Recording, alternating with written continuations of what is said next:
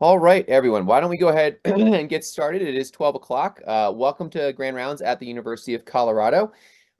We are virtual today only due to some travel issues, but otherwise we will be back in Truffle Auditorium starting next Wednesday. A little bit of a teaser, next Wednesday on the 13th is our Brettel Distinguished Lectureship. This year will be given by our own Lottie Derby. And then on March 20th, we're going to welcome Doug Powell from the University of Washington, who's going to speak about medical mythology and the negative impact of dogma on clinical care. Just as a reminder, we do offer CME and MOC credit for all talks this year. Y'all could have already hopefully scanned that little coupon there. And then I just want to make one announcement for folks to keep open that's personally relevant to me. So as I move into the DIO role, the role of program director is open and the call is now out. And so folks interested in becoming program director for the internal medicine residency program should look for that announcement, which will be coming shortly this week. A little bit of a note before I introduce Dr. Wister herself is I do want to talk about the Collins Lecture. This is our annual Collins Lecture, named for Robert and Elaine Collins, who really made an incredible gift to the Division of Renal Diseases and Hypertension to fund both an endowed chair as well as this annual lectureship.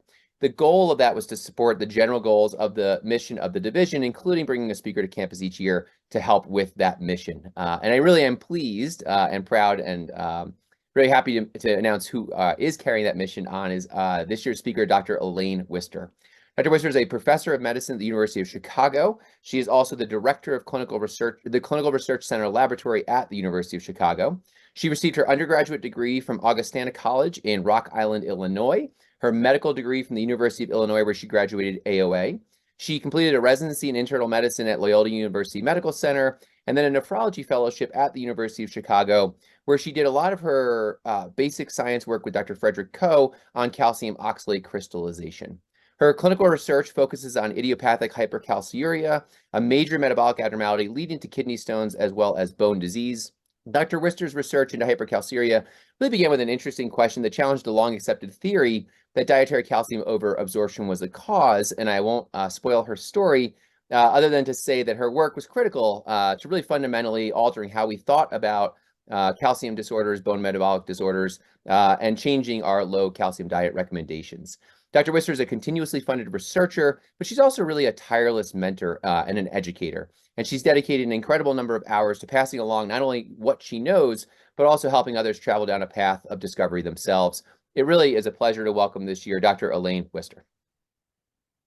Thank you very, very much for that very kind introduction.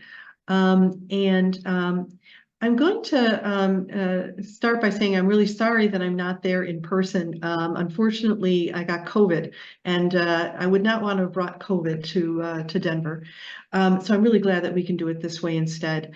My title, Kidney Stones, Canary in the Coal Mine, is really meant to convey the idea that while kidney stones by themselves are a medical problem, they are also often an early warning system that here's a person who carries some risks for other problems that may not be so evident. And that's what I want to talk about today. So I'm going to start with a case of a woman with kidney stones. This is a 57-year-old woman who had her first symptomatic stone in November of 2013, which passed and was calcium oxalate. A year later, she had painless hematuria and went to the emergency room where she was found to have a stone in her left ureter. She also had pyelonephritis. So a stent was placed and the infection was treated. And then about a month later, she had ureteroscopy and laser lithotripsy to remove the stone. So all was well, but then post-op, she began having left leg pain and was found to have a fracture of the tibial plateau, which apparently occurred while positioning her leg during the surgery. Her history was otherwise negative, really pretty unremarkable. So her laboratory showed that her lumbar spine T-score was minus 3.4, hip was minus 2. CT scan showed she had 2 stones remaining in her right kidney. Her serum electrolytes were normal, calcium, phosphorus, 25D, and PTH, all normal. She had 2 24-hour urines, which is our standard way of evaluating patients for metabolic disorders that might cause stones. And she was found to have urine calciums of 170 and 217 milligrams per day. Her citrate notably was nice and high. Citrate is a protective factor, so we weren't really worried about her citrate, and her oxalate was fine as well. So here's the slide I start every talk with, and this is looking at the increasing prevalence of stones in the United States over the last 40 years or so. And this is data taken from 5 different waves of NHANES, looking at the overall prevalence of stones and also looking at prevalence in various subgroups. And the picture itself is showing data from the first 2 waves, and my little added stars are from the 3rd wave. And what you're seeing is stone prevalence increases with age. It seems to be higher in men than in women. It's higher in white than in blacks, but it's been increasing dramatically in all of these cohorts. If I was to add a star for the men, it would be way up here. The current, most recent NHANES shows that the overall prevalence of stones is now about 11%. 11% of the population has had a stone. Compare that to the prevalence 40 years ago. Now, we know that there's a fair amount of heritability for kidney stones, probably greater than 45%. But obviously, a change this dramatic in this short a period of time is due to epidemiologic factors. And I'm going to show you one other change in prevalence, and that is that there's been a change in prevalence of obesity over about the same time period, which has increased from 13 to about 42% of adults. And I think that these 2 prevalences are not unrelated. There's also been an increase in stones in kids. This is data from a pediatric consortium in South Carolina showing an increase between 1996 and 2007. And there's a really notable increase, most strikingly in adolescent females. And it looks like the recurrence rates are also high in kids, with 50% recurrence at 3 years. If we look at the type of stones that are formed across the lifespan, what you can see is this is men and this is women. And these are stone analyses from the Mayo Clinic, every stone they analyzed in 2010. And what you can see is this is calcium oxalate, and you can see the calcium oxalate stones are by far the most prevalent stone at pretty much every age. And these stones are mostly what we call idiopathic. These are not people with systemic disease or genetic disease. These are mostly people who otherwise appear healthy, but they have they may have some underlying metabolic disorders. The second most prevalent stone is calcium phosphate. And these stones exhibit an age preference. They are most common at younger age, and very particularly in women who have a really high prevalence of stones at this younger age. With age, the prevalence drops, and gradually the prevalence of uric acid stones increases, which becomes the second most prevalent stone in older adults. Oh, this happened before. My screen has locked. Darn it, hang on. I'm going to have to stop share for a second and then fix this. No problem, Dr. Wister. We can still see things moving on our end. So. All right, let me wait. All right, I'm going to share again and see if this will work. This fixed it the last time. Okay, felt good. All right, so in order to make a stone, you have to have supersaturation. And that means that your urine concentration of the relevant mineral, like calcium and oxalate, the concentration has to actually be higher than the thermodynamic solubility of that mineral. And so supersaturation allows crystals to form. And this is a study from the Nurses' Health Study 1 and 2 and the Health Professional Studies, 2 very large prospective cohorts of men and of women, looking at the relative risk for stone formation against the amount of supersaturation for calcium oxalate that was found in their urine. And you can see that as supersaturation rises, the risk of stones increases dramatically, a bit less so for calcium phosphate. So what produces supersaturation? Well, certainly urine volume is very important. And so any stone former, very good advice is increase your fluid intake. Try to get your urine volumes up. That will dilute out all of the solutes and it will lower your risk of stones. For calcium oxalate, oh, it is frozen again. Oh, I'm so sorry. I don't know what's going on. This is annoying. All right, let's try it again. Okay, we'll see if the restart works. All right. Can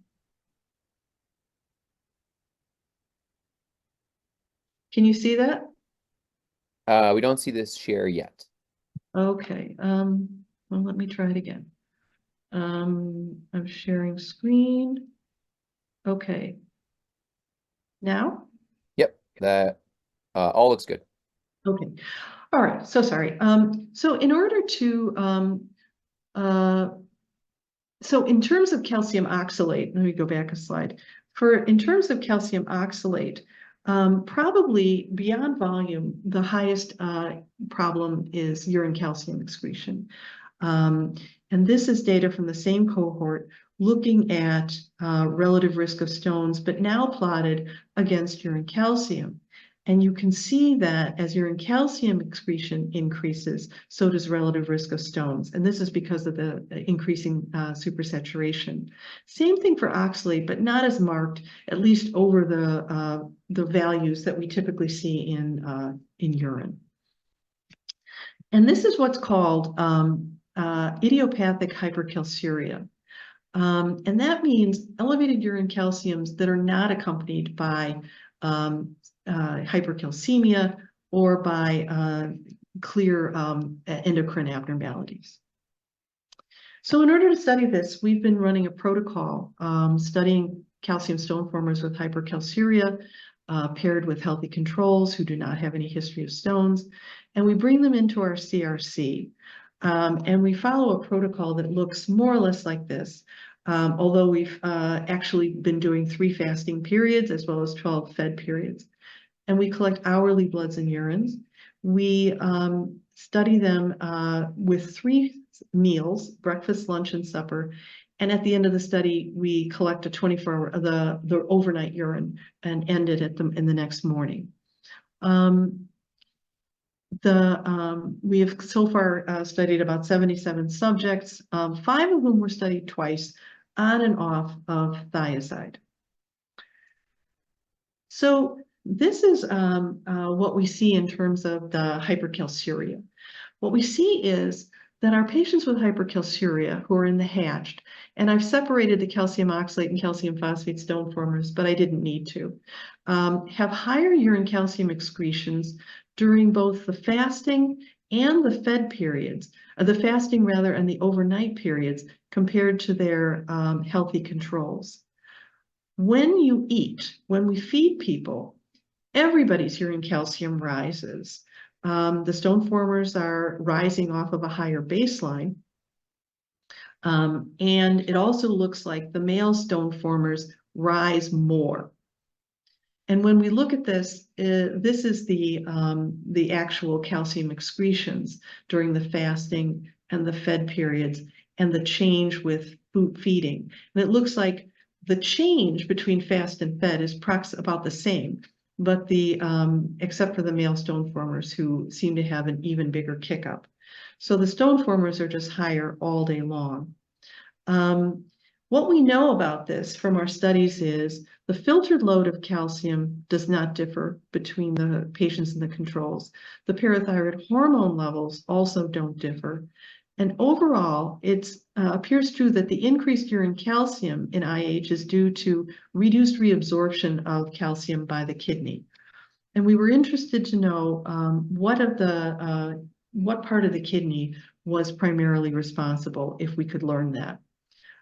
This is a mock-up of the nephron, which every nephrologist is familiar with. This is the glomerulus, and this is the renal tubule. And along the renal tubule, there are 3 main sites for calcium reabsorption. The majority of calcium is reabsorbed here in the proximal tubule, along with sodium. It's passive and it's driven by sodium reabsorption. The second major site is here, thick ascending limb. also passive, also driven by sodium reabsorption, but also under the control of calcium sensing receptor. And finally, out here in the distal nephron, you have the site where calcium can be actively reabsorbed. And this is under the control of parathyroid hormone. So at two of the major sites, calcium reabsorption is driven by sodium. And this means that salt intake has an effect on calcium excretion. And we see that here. This is data taken from 15 trials and 5 observational studies of normal individuals and patients with IH. And what you see is that as you increase diet sodium and therefore urine sodium, there's a modest but significant increase in calcium excretion. So that when you eat more salt, the kidney has to excrete it, and a little bit of calcium comes along for the ride, because when you decrease your sodium reabsorption, you decrease calcium reabsorption. But there's a huge increased sensitivity to salt in the patients with IH. For any given amount of salt, they lose much more calcium. And our data suggests that this is due especially to some changes in the proximal tubule that lead to less sodium reabsorption here in IH than you see in the controls, meaning more sodium and more calcium are leaving the proximal tubule. Now, sodium reabsorption can be completely mopped up. There's many places, and so the sodium excretion in our patients is exactly the same, but the calcium is not getting mopped up. And so this increased delivery is ending up sending calcium out into the urine.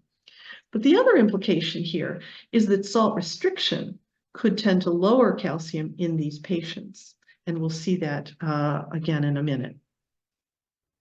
So another nutritional factor that has an impact on calcium excretion is sugar. This is a study published recently, again from N. Haynes, which showed that an increased intake of added sugar, as opposed to naturally occurring sugars, was associated with higher risk of kidney stones. And this work, which is from the 1960s, may give us an example why. This study, which was published in the New England Journal, shows normal subjects, calcium stone formers, and their first-degree relatives, looking at their urine calcium excretion before and after an oral dose of either glucose or sucrose. And you can see that in all three groups, that glucose or sucrose leads to an immediate increase in urine calcium excretion, even though they didn't eat any calcium. And this work here shows that, again, glucose increases urine calcium as well as magnesium excretion, and there's a dose effect. The more glucose you eat, the more calcium you're going to excrete.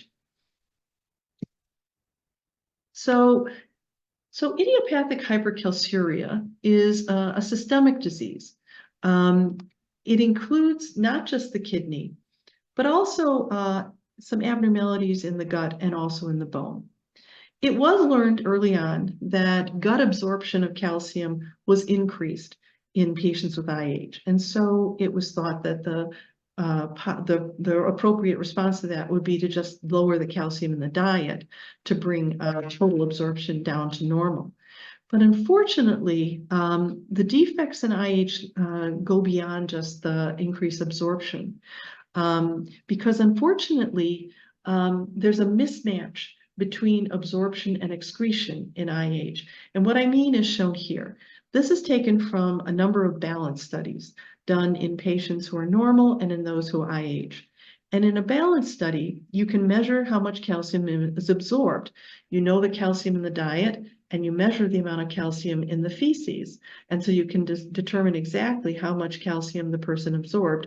And then you can match that with how much calcium they excreted. And this is the line of identity, meaning the absorption will match excretion.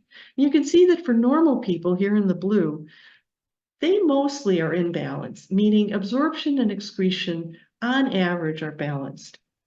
But the IH patients are not in balance. For them, excretion is often higher than intake, meaning they're in negative calcium balance. And that would imply that there may be some loss of calcium from bone. And that's in fact been proven to be true. Many studies have now shown that there's a decreased bone mineral density in patients with IH, and also an increased risk of fractures. This is one such study. This was done looking for vertebral fractures following an initial episode of symptomatic urolithiasis in Rochester, Minnesota at Mayo. And these patients were followed out for a long period of time. And over that period, the observed number of vertebral fractures greatly exceeded the number that would be expected otherwise based on their age and sex. And the risk was increased in both men and women. Since then, a number of studies, even larger studies, have shown that, in fact, there's an increased risk of fracture at multiple sites, and that the risk is at least as high in women as it is in men. And this study done by the people at Litholink actually looked at change in neck Z-score, femoral neck Z-score and lumbar spine Z-score over 3 years, and plotted that against urine calcium, and saw that as urine calcium went up, there tended to be a negative change in the bone mineral density in these patients. So when we have patients, the question often arises, who should be treated and how should they be treated? So it's worthwhile knowing what the risk of recurrence will be in your patient.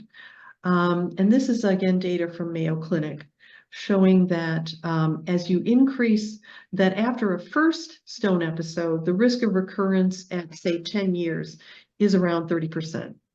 But each subsequent stone episode increases the risk of recurrence. After you've had 2 episodes, the recurrence rate in the next 10 years is 50%.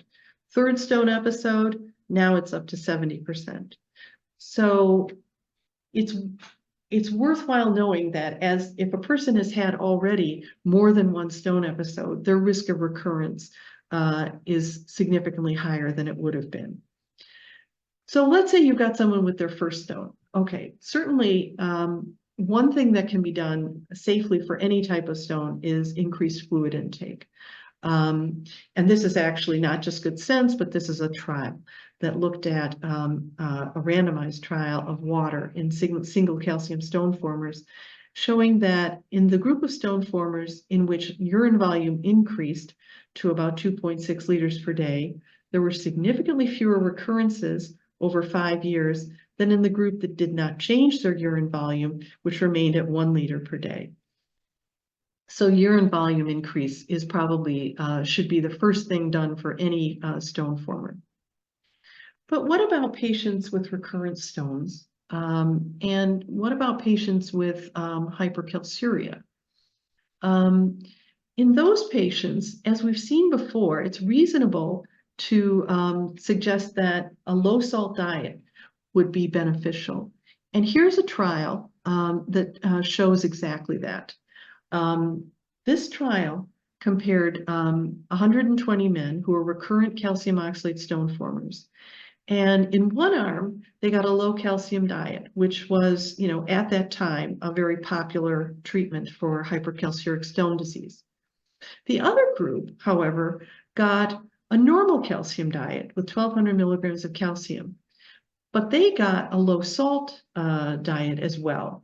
They were asked to eat a diet with 50 millimoles of salt, which is well below what normal people eat. The average salt intake in Americans is about 150 to 200 millimoles per day. And in this study, the baseline sodium intake was 200 millimoles per day. And so they were drastically lowering their sodium intake. I will tell you that throughout the duration of the study, most of these people actually leveled out at about an intake of 100 millimole, but that was well below their initial salt intake. The mechanism of action was hypothesized that this low salt diet, by increasing renal reabsorption of calcium, would decrease urine calcium loss.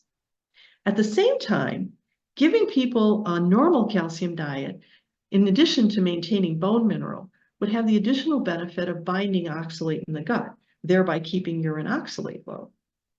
And the outcome is, as you can see, that stone recurrence was a whole lot lower in the group that got the normal calcium, low sodium diet compared to the low calcium diet, which is because their supersaturations were significantly lower. That translated into fewer recurrences. Interestingly, urine calcium dropped in both groups, but the urine oxalate only dropped in the normal calcium group. And so the supersaturations were lower. Additionally, in a balance study, which was done by different investigators in menopause and postmenopausal women, this diet with a low sodium and normal calcium was shown to lead to positive calcium balance.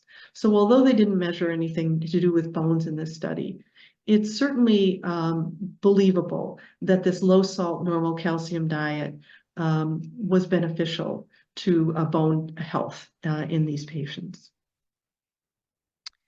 But sometimes the calciums are too high and it's very difficult to lower the calciums low enough with an achievable drop in dietary sodium. So another way of lowering urine calcium is by using thiazide diuretics. And thiazide diuretics have been shown to be useful in decreasing stone recurrence. This is a meta-analysis of 8 randomized controlled trials that shows an overall benefit in decreased stone recurrence. At the same time, there are no trials of thiazide with respect to bone disease, but this is a Cochrane meta-analysis of effect of thiazides on hip fracture that shows that thiazide use was associated with less risk of fracture. But the use of thiazides has been called into some question since the trial 1 year ago in the New England Journal called the No Stones trial, where they used hydrochlorothiazide and tested whether it could prevent stone recurrence. And their conclusion was that in patients with recurrent kidney stones, the incidence of recurrence did not appear to differ substantially among patients receiving hydrochlorothiazide at any of the 3 doses used in the study or placebo once daily. In other words, they did not find any efficacy of hydrochlorothiazide to prevent stones. Now, this is a very well done trial. They tested 3 different dose levels, 12.5, 25, and 50 milligram given once a day in carefully selected recurrent calcium stone formers. They had about 100 patients in each arm. The duration was about 3 years, which is sufficient. They did a CT at the start and at the end of the study, and they had careful ascertainment of stone events. Their primary endpoint was symptomatic stones and new stones on CT, comparing the pre-trial and the post-trial CTs. And so the overall conclusion of the study that hydrochlorothiazide is not too effective for preventing stone recurrence seems reasonably solid. Now, the question is, should we stop using all thiazides for stone prevention? And I will have to tell you, I have some concerns about making that conclusion from this study. Now, the first one is, of course, hydrochlorothiazide is a short-acting thiazide. The half-life is much shorter than drugs like chlorthalidone or indapamide, who have much longer half-lives. And they only gave the drug once a day. So the effect of the drug would have been present for only part of the day. Second problem involves their primary endpoint, because when they're counting symptomatic stones, they did not differentiate between stones that were present prior to the study and stones that formed during the study, so that they were counting passage of preformed stones as a failure of thiazide. I will say that when they looked at the secondary endpoint, they did look at the secondary endpoints, which was symptomatic stones alone and radiologic recurrence alone. And when they looked at that radiologic recurrence endpoint, they actually found that the odds ratio for recurrence with either the 25 or the 50 milligram dose were significant. Odds was 0.49 or 0.54. And so suggesting that, in fact, these doses of thiazide given once a day were actually effective at decreasing formation of new stones, which in fact is the indication we usually use the drug for. The reason I think that the study did not achieve any more effect is that basically they didn't lower the calcium very much. These are the baseline and follow-up calciums, and the change in calcium excretion from the lowest to the highest dose varied between 10% and 17% and was only 14 at the highest dose. Some of this may have been because salt intake was high throughout the study, 200 millimoles per day. But fundamentally, the effect of thiazide is to lower urine calcium. And if you don't lower urine calcium, you aren't going to lower supersaturation, and you can't expect to lower stone recurrence rates. So the question is, what about other thiazides? What about longer acting thiazides? As I said, the studies that have been effective have had longer acting, but most of them actually didn't look at change in urine calcium.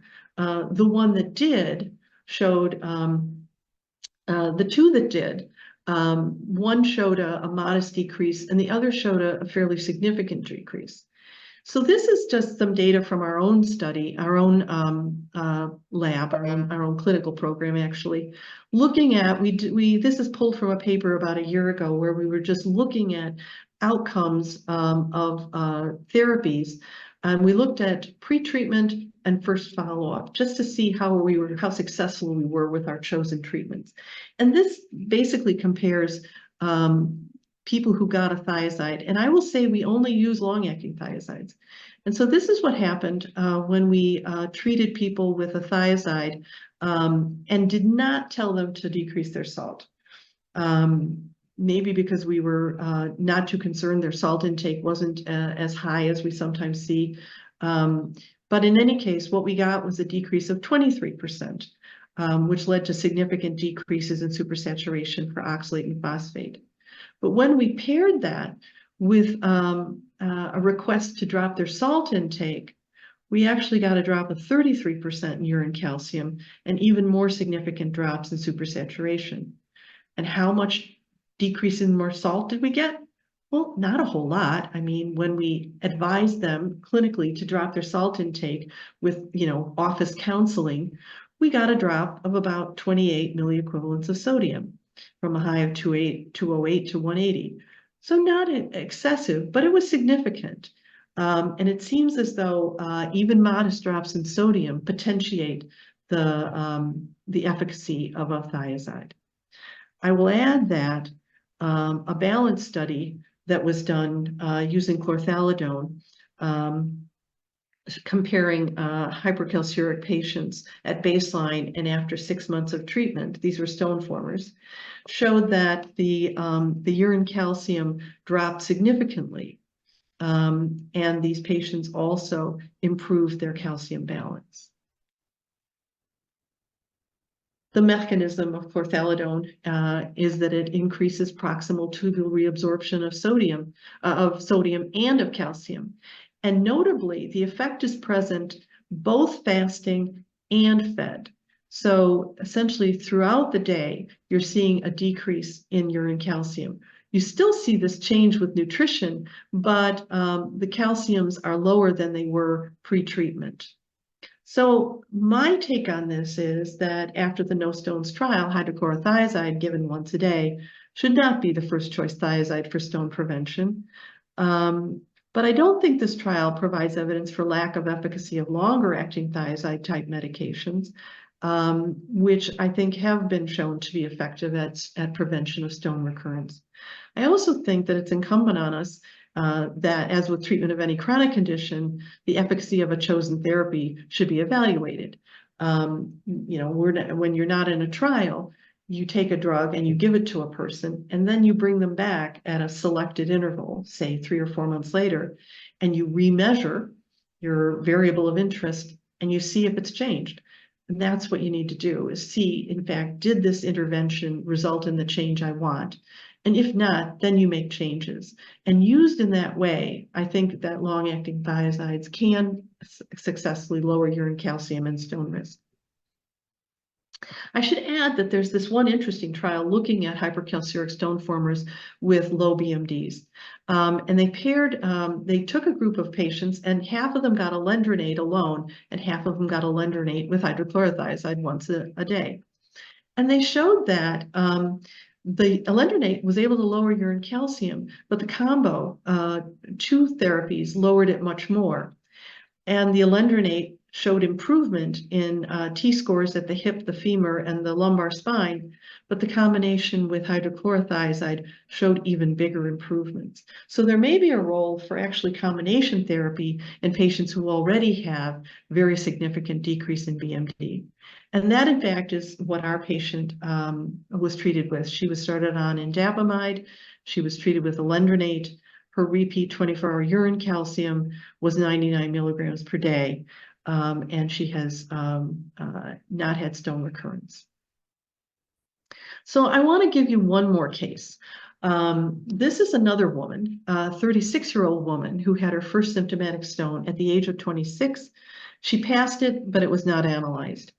In August of 2023, she came to the emergency room with right flank pain, and she had a 3-millimeter stone in the distal right ureter, which passed 3 days later and was 100% calcium oxalate. She still has 2 small stones in each kidney, so she's a recurrent stone former. Her past medical history is very unremarkable, but because of complaints of fatigue and a rash, she was evaluated by rheumatology a year ago. And at that visit, she was found to have a blood pressure 135/91, very similar to the blood pressure that I found when I saw her in clinic a month ago. She has a BMI of 32. Her serum electrolytes are normal. Her creatinine is 0.97, but her eGFR is 77. Her cholesterol is 213, HDL 49, LDL 146, normal serum glucose. She's on these medications. Now, clearly, we were interested in talking about how we could prevent new stone formation, but she was also concerned about her persistently low GFR, which on current records that I have has been present for at least 4 years. Her urinalysis, which I looked at, was bland, no protein, no blood, no CAS. So this gives me an opportunity to talk about the fact that our patients, our stone formers, are increasingly being found to have a number of risk factors for worse cardiovascular outcomes. This is an example. This is a study, a prospective trial from the Mayo Clinic looking at the incidence of MI. And what they found was that stone formers followed out for a number of years had a 38% higher risk for MI than age and sex-matched controls. And this has actually been replicated in a number of prospective studies, very large studies done in the US, in Canada, in Taiwan, with pretty good follow-up periods. And after multivariable adjustment, increased risk of MI in stone formers in all cohorts was increased with a hazard ratio of about 1.4, meaning a 40% increase in risk. Now, clearly these people had more baseline comorbidities like diabetes and hypertension and obesity, but even with correction, the increased risk remains. An interesting fact is that all these studies showed an increased risk, especially in younger patients, and 2 of the 3 cohorts found distinctly higher risk in women patients.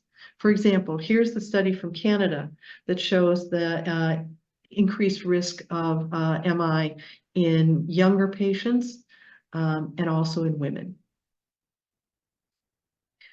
A bunch of prospective studies have shown increased risk for the development of a number of cardiovascular outcomes, including ischemic CVA, hypertension, end-stage renal disease, and atherosclerosis.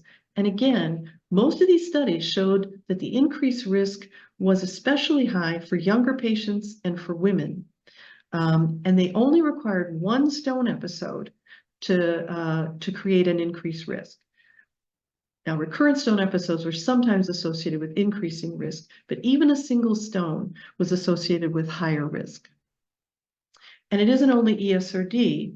Again, hazard ratio for CKD is much higher, but again, only in the female stone formers.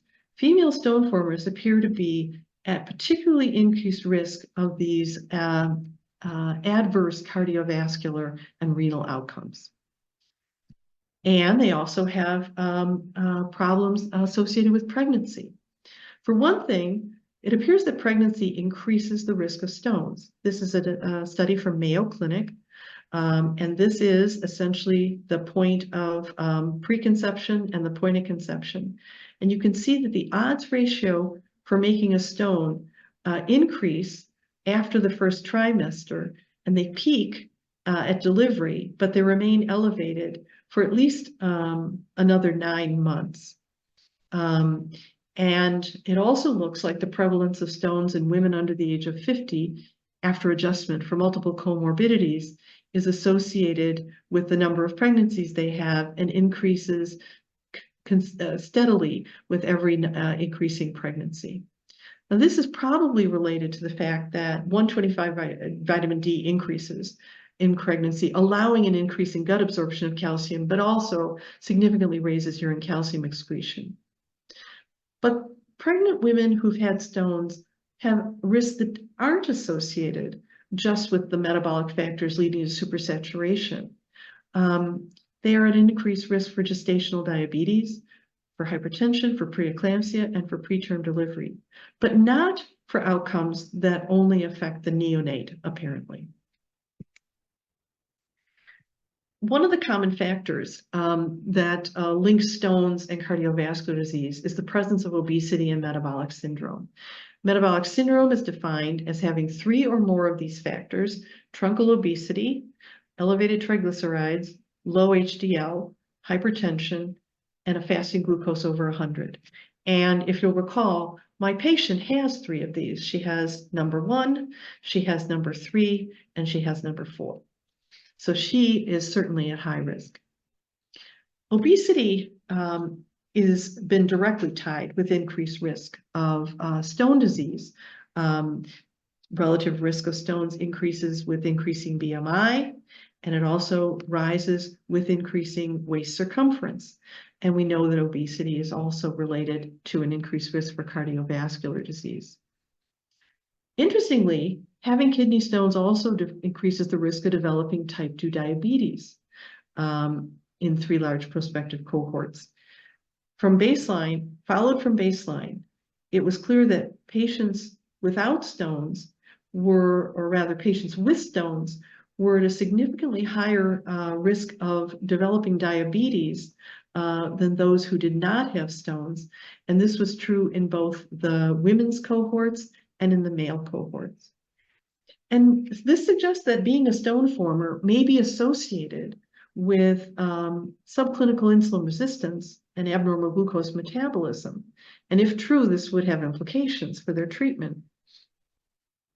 And we were interested in kind of looking at our cohort that we have been studying to look for insulin resistance. And we used 2 things. One was the homeostasis model assessment of insulin resistance, HOMA-IR, which is essentially fasting blood glucose times fasting blood insulin. If you get a number less than 1, you're insulin sensitive.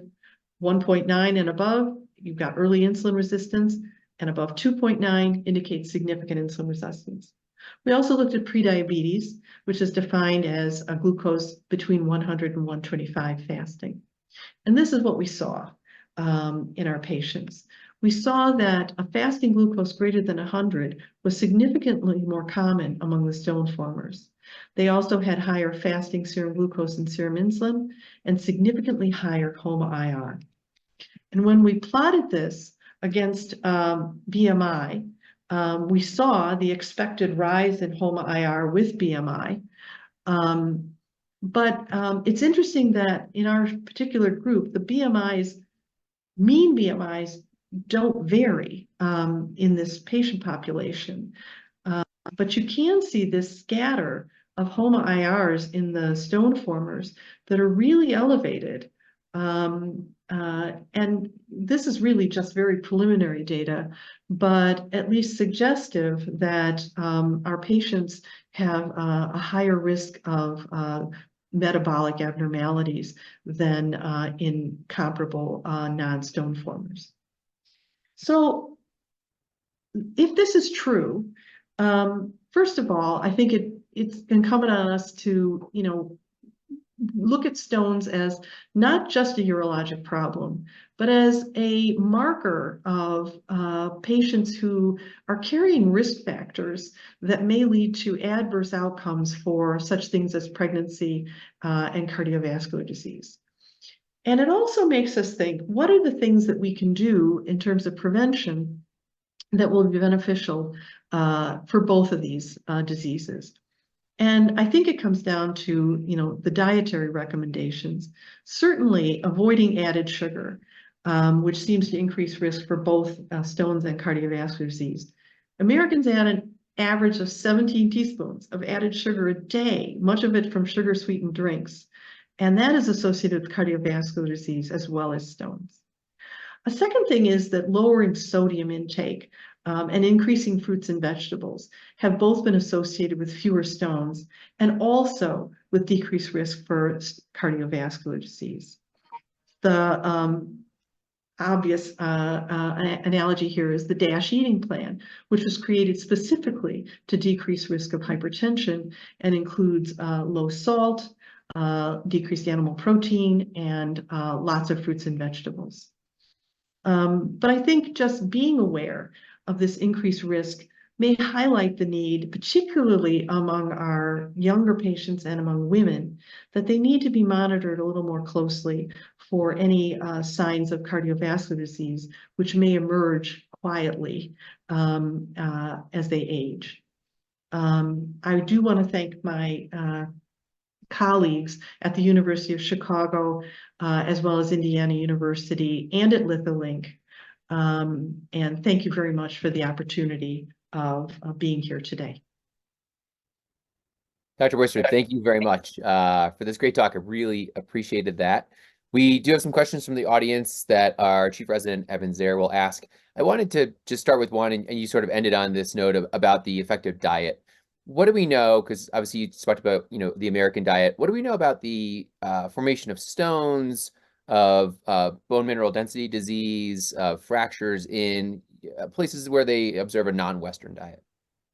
Well, certainly stone disease is high in many parts of the world. It's very high in China, for example, very high in India, it's high in Europe.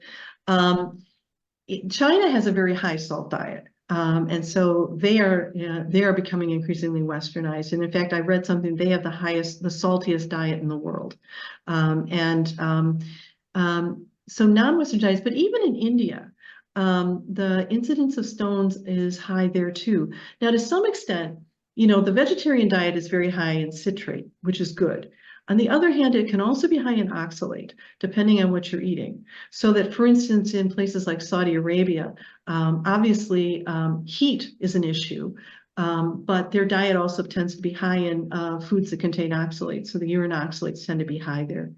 The causes vary, but stone disease is pretty much a worldwide problem. Excellent. One question from the audience. Any risk to, you mentioned, a benign intervention is a high fluid intake. Any risk of high fluid intake of extracting extra calcium, or does it not work that way? No, it doesn't work that way. No, you aren't going to flush out calcium at all.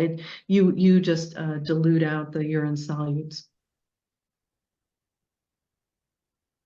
Excellent. Good. I'm seeing lots of comments on the potential difficulty of maintaining a diet like this, but nobody arguing with you. It's so hard. I mean, diet is the hardest thing for anybody to change. I think, the fact that we got such a modest sodium change speaks to, the fact that if you're really serious about wanting to change people's diets, I think you need the assistance of someone who really can put their time and effort into it, like a dietitian and nutritionist. That is the hardest thing for people to change. And And I'm actually, going to also mention one other thing, which is that fluid intake, although it seems very simple, you just, take your water bottle. There are many occupations where you cannot drink water. Surgeons have a very high incidence of kidney stones. If they're in the OR, they cannot leave and they cannot be drinking fluid. I had a patient recently whose major problem is she's a nursery school teacher. She cannot leave the classroom so that she cannot hydrate during the day. Taxi drivers. There's so many professions where risk of stones is just around the fact that occupationally they have a hard time staying hydrated. there's one question in the chat, but just to follow up on that, I think we know the risk of dehydration. We also see people walking around with really large jugs of water and drinking fairly constantly. What is the right amount of hydration? So I think right amount would be varied on basically on your supersaturation. I mean, you should dose it. I would say, like, what would it take to drop your supersaturation in half? Let's say for some, types of stones like cystine stones, you can actually calculate how much volume do we need to solubilize this amount of cystine. For calcium, the more common calcium oxalate, it's really just about how can we drop your supersaturation. I will say that the one issue here is that the very highest risk part of the day is overnight. Supersaturations climb at night. And a lot of that is because you can't stay up at night drinking. They start high, they fall during the day, they go up at night. However, good hydration will carry over a bit, partly because it seems like you wash out the medullary solutes a bit, which may in fact mean that you're going to have a little more dilute urine even during the nighttime period. That makes sense. We have a question from Dr. Swanson in the chat. What level of dietary sodium restriction do you recommend for recurrent or recurrent kidney stone formers? Is it less than 2 grams a day? It is. Actually, the CDC recommends 1.5 grams a day. So that's what we talk about, is we talk about that. I mean, the issue, of course, is that most of us really don't know how much salt we're eating. We're aware. Everybody's aware of the danger of salt. I have not yet met a patient who wasn't aware that they needed to watch their salt. They don't use a salt shaker very much anymore, but they're still getting a lot of salt much of the time because of the fact that sodium is added to foods. This is true for water intake too. Many people aren't as aware of how much fluid they're drinking, but salt in particular is very hard to detect. And so I think the only recourse you have is measuring a 24-hour urine and looking, and then sitting down with the patient very carefully and saying, okay, where is this salt? Where is this coming from? And working to try to, it's a stepwise process. And you really do have to measure because otherwise you just don't know. Makes sense. Question for Dr. Sharma. Do you recommend doing a litholink evaluation on all patients with kidney stones? So I think, again, if you've had one kidney stone, I would evaluate after a first stone, like a child or an adolescent. And I would evaluate anybody whose serum creatinine wasn't normal. Those are people who may have monogenic diseases and they need to be picked up. So I would not delay evaluation in those people. I think in general, a first stone, if those two criteria are met, you can treat them with fluid. If they recur, now they're telling you they're in a more higher risk category, and then I think they should get litholink. Makes sense. Thank you. And then one other question, do you, I don't know if this is part of your PPG or any other work, but do you have a team that actually implements these recommendations? So when you've got your patients and you're seeing them or you're working at the University of Chicago, how obviously a lot of these recommendations are fairly complex, urine collection, dietary management, et cetera. How do you all accomplish this? So, we have had the benefit of a good nutritionist. And I think that's really critical as a nutritionist who's interested. And I will tell you that we had an excellent and wonderful nutritionist named Melanie Betts, who went on maternity leave, had twins, and decided not to come back. So she now has a website which is devoted to kidney stone diet. And so we have a new dietitian, but for people who don't have access to a really passionate, stone-interested dietitian, Melanie is out there on the web, and she is great. But I do think that that kind of assistance is really helpful. I think, for the other things, we have to work with primary care doctors, around things like doing bone density, or, we obviously are very interested in blood pressure, increasingly interested in cholesterol, but this is more about working with the primary. Makes good sense. Thank you. And I think we've gotten through all our questions. So this was excellent. We really appreciate you delivering this important lecture, which you do on an annual basis. And Dr. Wister, I know you did this despite being sick, so thank you for being here. Feeling much better. Paxlovid is great. Good. Glad to hear it. All right. Thanks, everyone. Take care. Thank you. Bye.